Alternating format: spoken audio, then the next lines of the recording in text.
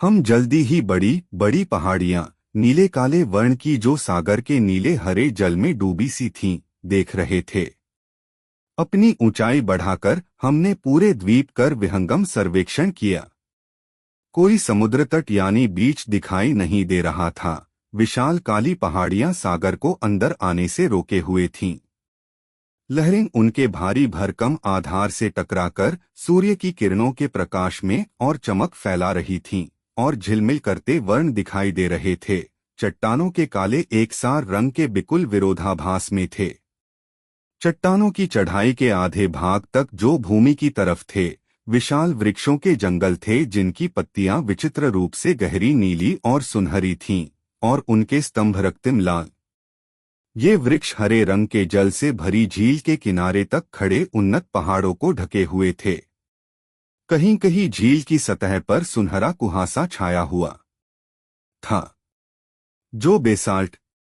झील के बीचों बीच एक पानी पर तैरता हुआ सा विशाल डोको, जिसका सिरा आकाश की तरफ था, हमें दिख रहा था। बाद में मुझे पता लगा कि उसका व्यास करीब 560 मीटर का था। इसका भव्य आकार ही इसकी एकमात्र विशेषता नहीं था, इसका रंग दूसरी विशेषता था। अब तक मैंने हाइओभा पर जितने भी डोको देखे थे, वे सभी सफेद रंग के थे, 9 डोको के शहर वाले भी। यह वाला तो जैसे शुद्ध सोने का बना था। सूर्य के प्रकाश में चमकता हुआ और सामान्य अंडे की आकृति का होने पर भी इसका रंग और आकार इसे अत्यंत भव्य रूप दे रहे था। कुछ और भी मुझे अत्यंत हैरान कर रहा था। झील के पानी में डोको की परछाई नहीं पड़ रही थी। मेरे साथी मुझे सुनहरे डोको की गुंबज के पास ले गए। हम धीमे धीमे उड़े जल सतह के ऊपर। वहां से वह और भी शानदार दिख रहा था। दूसरे डोको से अलग इसमें प्रवेश के लिए कोई संदर्भ बिंदु नहीं था।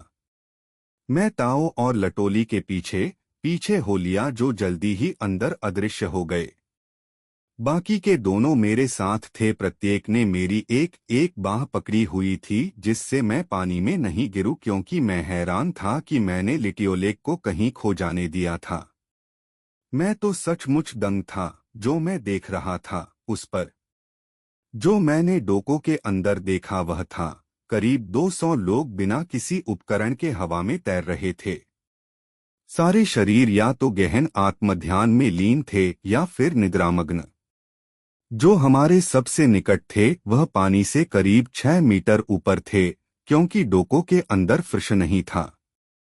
अंडे का आधार सच में पानी के अंदर था।